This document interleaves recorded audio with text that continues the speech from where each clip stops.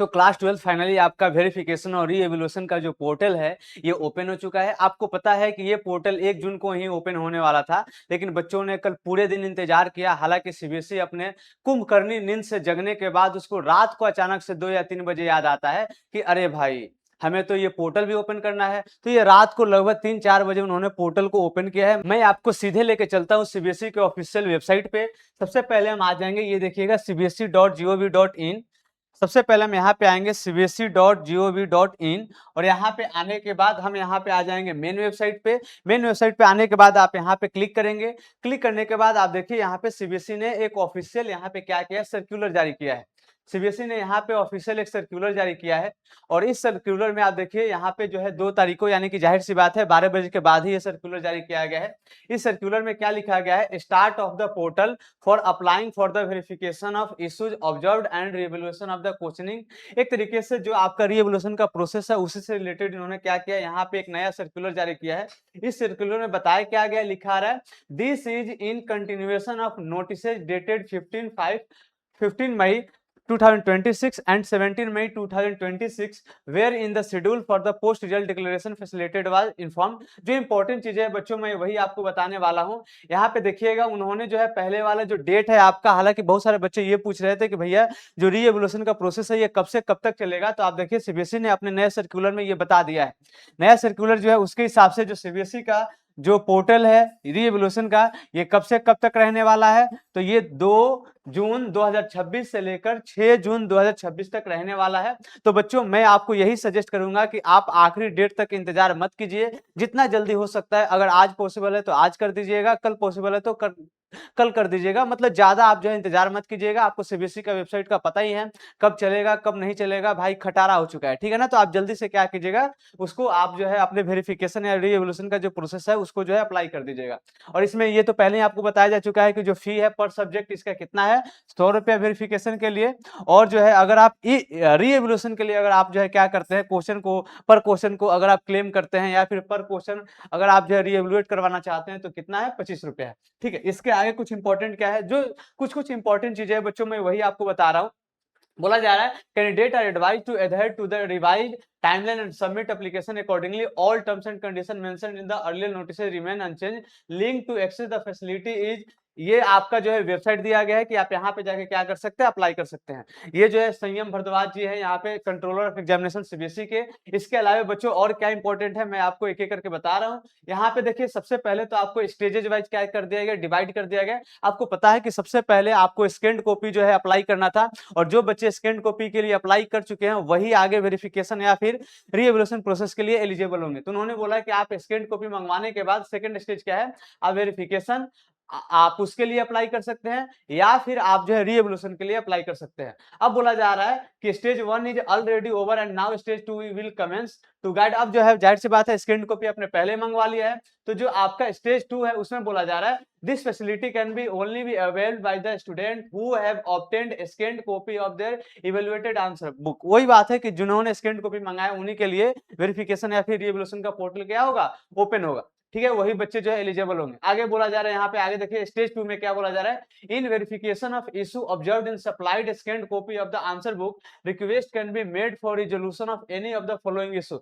मतलब अब यहाँ पे आपको ध्यान से देखना है बच्चों, आपको यहाँ पे ध्यान से देखना है। आप में से काफी सारे बच्चे जो है कमेंट करके पूछ रहे थे कि भैया वेरिफिकेशन कब करना है और री एवोल्यूशन कब करना है। इसका आंसर सीबीएसई खुद ही देती है। यहाँ पे देखिए क्या बोला जा रहा है, अगर आप वेरिफिकेशन के लिए अप्लाई करना चाहते हैं तो किन कंडीशन में आप वेरिफिकेशन के लिए अप्लाई करेंगे। सबसे पहला मिसिंग पेज। आपको पता है ये दिक्कतें जो है बहुत सारे बच्चों के साथ आ रही थी। मिसिंग पेजेस का मतलब क्या हुआ कि आपका जो है टोटल जो पेजेस है, मान लेते हैं 30 पेज का है, 40 पेज का आपने लिखा है, लेकिन उसमें क्या हुआ 2 या 3 पेज क्या है मिसिंग है, तो उसका आपको जाहिर सी बात है नंबर नहीं मिलेंगे। तो अगर मिसिंग पेज है तो आप किसके लिए अप्लाई करेंगे, वेरिफिकेशन के लिए। मिसिंग सप्लीमेंट्री सीट्स, अगर आपने एक्स्ट्रा सीट्स लिया था लेकिन वो जो है आपकी स्कैन्ड कॉपी में नहीं आ रहा है तो उसके लिए भी आप किस में अप्लाई करेंगे, वेरिफिकेशन प्रोसेस में। तीसरा क्या है, मिसिंग मैप और ग्राफ। मान लेते हैं कि आप जो है मैथ के है मैथ का स्कैन कॉपी मंगवाया है, या फिर और भी किसी सब्जेक्ट का मंगवाया है जिसमें आपके मैप है, जैसे पॉलिटिकल साइंस का हो गया, जैसे हिस्ट्री का हो गया, लेकिन मैप आपका स्कैन कॉपी में मिसिंग है, या फिर जो है ग्राफ आपका मिसिंग है, तो उसके लिए भी आप अप्लाई करेंगे। याद रखना, वेरिफिकेशन में अप्लाई करेंगे, रीएवल्यूशन में नहीं करेंगे। साफ साफ यहाँ पे सीबीएसई ने बोल दिया है। अगला है ब्लड पेजेज। आपको पता है बहुत सारे बच्चों को ये दिक्कतें आ रही थी कि जो ब्लड पेजेज है वो यहाँ पे स्कैन कॉपी में आ रहा था, तो आखिर एग्जामिनर ने उसको जो है चेक कैसे किया, बहुत सारी दिक्कतें थी। तो अगर ब्लड कॉपी भी है, ब्लड पेजेज भी है आपको, तो यहाँ पे जो है किसके लिए अप्लाई करना है, वेरिफिकेशन के लिए। अगला बोला जा रहा है answer book of some other student. आपको वो पता है जो वेदांत वाला केस था कि वो बच्चा जब अपने फिजिक्स का अपना स्कैन कॉपी मंगवाया तो किसी और का आ गया, उसका था ही नहीं, तो दोबारा से सीबीएसई ने उसको दोबारा से भेजा। तो अगर आपके आंसर शीट जो है आपका नहीं है, किसी और बच्चे का आ गया, तो भी आप यहाँ पे किस लिए अप्लाई करेंगे, वेरिफिकेशन प्रोसेस में अप्लाई करेंगे। और आखिरी है answer book evaluated against marking scheme of different set. मान लेते हैं कि आपका जो है अलग अलग क्वेश्चन सेट होता है, तो जाहिर सी बात है क्वेश्चन नंबर भी अलग अलग होगा, तो मार्किंग स्कीम में आपका जो आंसर होगा वो भी क्या होगा, मार्किंग भी अलग अलग होगा। लेकिन एग्जामिनर ने गलती से क्या कर दिया है, मान लेते हैं सेट ए का जो आपका क्वेश्चन है उसका जो इवेल्युएशन है मार्किंग स्कीम में सेट बी से कर दिया है, तो जाहिर सी बात है मैच नहीं करेगा आंसर, इससे सफर किसको करना पड़ेगा, बच्चों को करना पड़ेगा। तो अगर ऐसा भी केस है तो आप जो है किसके लिए अप्लाई करेंगे, वेरिफिकेशन प्रोसेस के लिए अप्लाई करेंगे। ठीक है, आई होप आपको ये समझ में आ गया होगा, नहीं आया होगा तो इस वीडियो को एक बार जो है बैक करके दोबारा से देख लेना, आपको दोबारा से अच्छे से समझ में आ जाएगा। ठीक है, अब हम आते हैं इसके आगे और कुछ क्या इंपॉर्टेंट है। You may also select one or more facility out of the above. This facility could also be availed for one or more subject whose scanned copy were obtained. बोला जा रहा है कि जितने भी आपको यहाँ पे ये दिखाया गया है, जितने भी चीजें आपको यहाँ पे दिखाए गए, 1 2 3 4 5 6, ये 6 अगर आपको प्रॉब्लम है, चाहे 6 में से 6 प्रॉब्लम है, चाहे 6 में से 1 है या 2 है, आप जो है मल्टीपल जो है यहाँ पे अपने प्रॉब्लम को वहां पे सबमिट कर सकते हैं वेरिफिकेशन प्रोसेस में। और ये भी याद रखना है, जो आपका वेरिफिकेशन है ये एक से ज्यादा सब्जेक्ट के लिए भी क्या है, आप जो है एलिजिबल है। मतलब जरूरी नहीं कि वेरिफिकेशन जो प्रोसेस है आप एक ही सब्जेक्ट के लिए अप्लाई करेंगे, नहीं, एक से ज्यादा सब्जेक्ट के लिए भी कर सकते हैं और एक से ज्यादा प्रॉब्लम के लिए भी कर सकते हैं, यहाँ पे ये लिखा गया है। ठीक है, इसके अलावा कुछ इंपॉर्टेंट क्या है मैं आपको एक एक करके फिर से बता रहा हूं।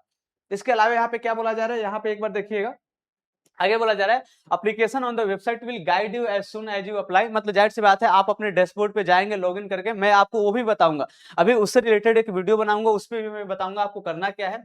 आगे बोला जा रहा है यहाँ पे देखिए, please ensure you have selected all issue for verification across all subject before submitting your application. आपको ध्यान से बच्चों, पहली चीज कि ये चीजें जो है आपको दोबारा से मौका, दोबारा से चांस नहीं दिया जाएगा।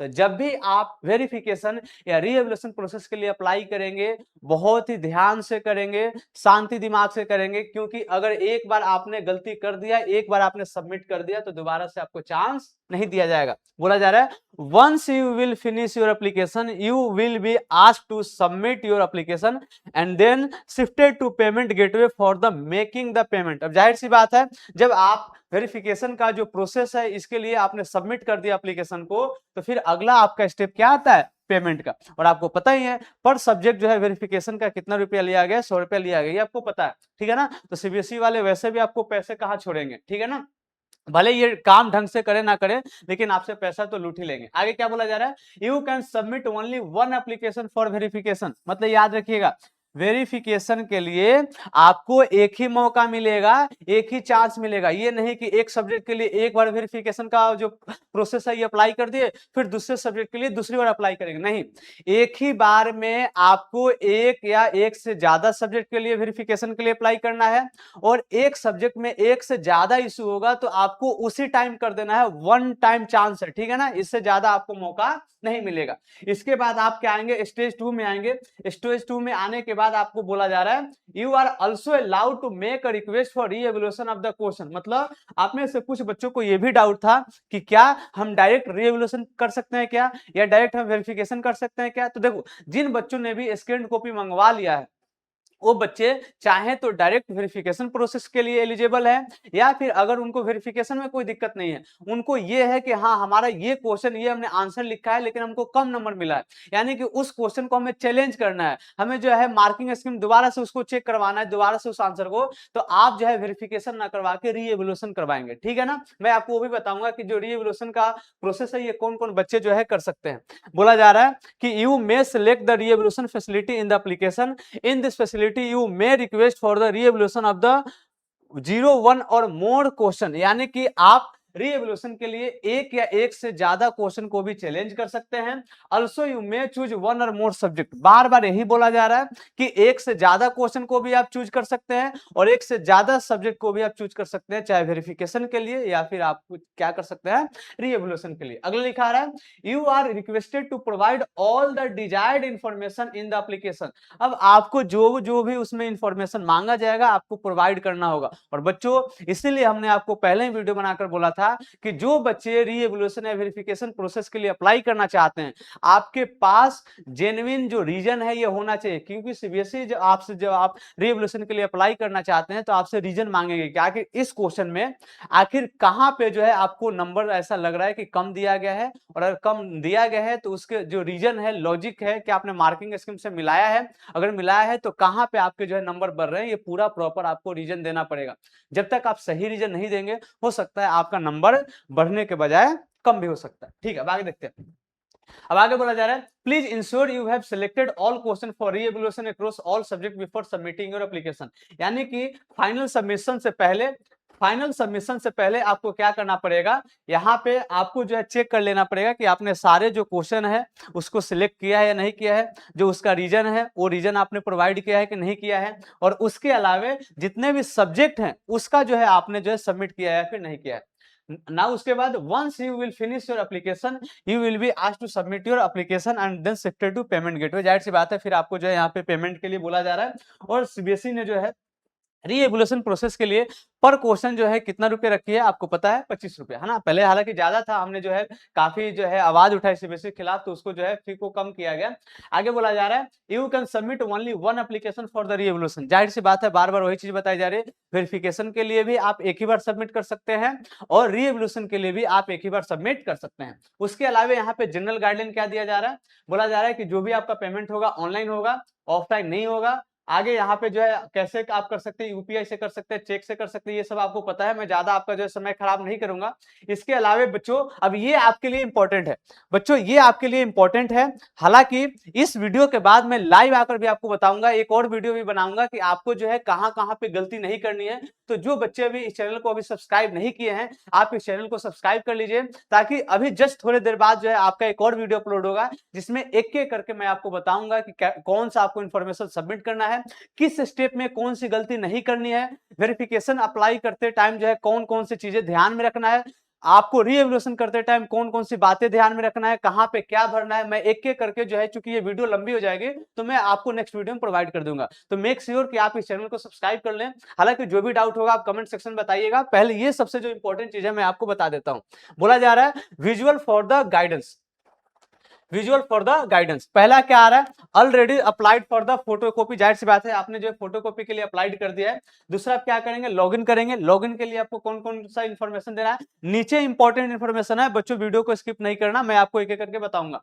रोल नंबर है, एडमिट कार्ड आईडी है, उससे क्या करेंगे आप लॉगिन करेंगे। लॉगिन करने के बाद आपका जो है डैशबोर्ड ऐसे ओपन हो जाएगा, मैं वो वीडियो बनाऊंगा अभी जस्ट। यहाँ पे देखिए आपका जो है ऐसे डैशबोर्ड ओपन हो जाएगा, और ऐसे डैशबोर्ड ओपन होगा तो आपको जो है क्या क्या दिखेगा, यहाँ पे फोटोकॉपी का ऑप्शन आ जाएगा, वेरिफिकेशन का ऑप्शन आ जाएगा, रीएवल्यूशन का ऑप्शन आ जाएगा, पेमेंट हिस्ट्री आएगा, कॉन्टेक्ट डिटेल आएगा, लॉग आउट का ऑप्शन आ जाएगा। ठीक है बच्चों, तो यहाँ पे आपको अब करना क्या है मैं एक एक करके आपको बता रहा हूँ। तो आप यहाँ पे वेरिफिकेशन प्रोसेस में आ जाएंगे। यहाँ पे वेरिफिकेशन प्रोसेस में आप क्या करेंगे, यहाँ पे क्या करेंगे, आप यहाँ पे क्लिक करेंगे। समझ में आ गया। क्लिक करने के बाद अब आप देखिए जैसे ही आप जो वेरिफिकेशन प्रोसेस को क्लिक करेंगे तो आपने जिन कॉपी का स्कैन कॉपी मंगाया है, जितने भी आपने जो स्कैन कॉपी मंगाया है उसका यहाँ पे ऑप्शन आ जाएगा। जैसे मान लेते हैं इंग्लिश का, मैथ का, फिजिक्स का, केमिस्ट्री का, बायो का, या आप जो है किसी और भी सब्जेक्ट का मंगाए होंगे तो उसका जो ऑप्शन आ जाएगा। ठीक है ना। उसके बाद आप करेंगे क्या, यहाँ पे टिक कर देंगे। ऐसे जो है टिक का ऑप्शन आ जाएगा, आप यहाँ पे क्या कर देंगे, टिक कर देंगे। टिक करने के बाद जो है क्या होगा, मैं अभी आपको एक वीडियो अभी बना ही रहा हूँ, इसके बाद जो अपलोड कर दूंगा आप वहां पे देख लीजिएगा। ठीक है ना। तो यहाँ पे ऐसे जो है वेरिफिकेशन प्रोसेस का कर लेंगे। इसके बाद क्या होगा, आप जो है ऐसे ही क्या कर लेंगे, रीएवोल्यूशन का कर लेंगे। अगर आप वेरिफिकेशन का करना चाहते हैं तो वेरिफिकेशन का कीजिएगा, अगर आप रीएवोल्यूशन का करना चाहते हैं तो रीएवोल्यूशन का प्रोसेस जो है अप्लाई कीजिएगा। जरूरी नहीं है कि दोनों करें, और जरूरी नहीं है कि आप जो है वेरिफिकेशन करें तभी आप रीएवोल्यूशन करें, नहीं। अगर कोई भी बच्चा है वेरिफिकेशन करना चाहता है सिर्फ, तो वेरिफिकेशन के लिए अप्लाई कर सकता है। अगर कोई बच्चा सिर्फ और सिर्फ रीएवोल्यूशन के लिए अप्लाई करना चाहता है तो रीएवोल्यूशन के लिए अप्लाई कर सकता है। अगर कोई बच्चा दोनों के लिए अप्लाई करना चाहता है तो आप जो है दोनों के लिए भी अप्लाई कर सकते हैं एक ही बार में, ठीक है ना। इसके बाद क्या होगा, जब आप वेरिफिकेशन और रीएवोल्यूशन के लिए अप्लाई कर देंगे तो अगला स्टेप आपका क्या चीज का आ जाएगा, पेमेंट का। पेमेंट करने के बाद आपको दिखा देगा कि आपका कितना पेमेंट जो है यहाँ पे कट रहा है, और उसके बाद आप क्या कर देंगे, एप्लीकेशन को सबमिट कर देंगे। उसके बाद जो है जाहिर सी बात है 2-4 दिन 6 दिन लगता है, थोड़ा टाइम लगेगा, और इसके बाद जो है आपका जो भी अपडेटेड मार्क्स है ये आपको क्या कर दिया जाएगा, आपके डैशबोर्ड पे या फिर आपके मेल पे जो है सीबीएसई के द्वारा क्या कर दिया जाएगा, शेयर कर दिया जाएगा। तो बच्चों अभी इसके बाद एक और वीडियो जो है आएगा जिसमें मैं पूरा स्टेप बाय स्टेप बताऊंगा कि कौन कौन सी मिस्टेक नहीं करनी है, कौन कौन सी गलती नहीं करनी है। उस वीडियो को जरूर देखना, वीडियो जो है ज्यादा इंपॉर्टेंट है, ठीक है। तो आप इस चैनल को सब्सक्राइब कर लीजिए। थैंक यू बच्चों।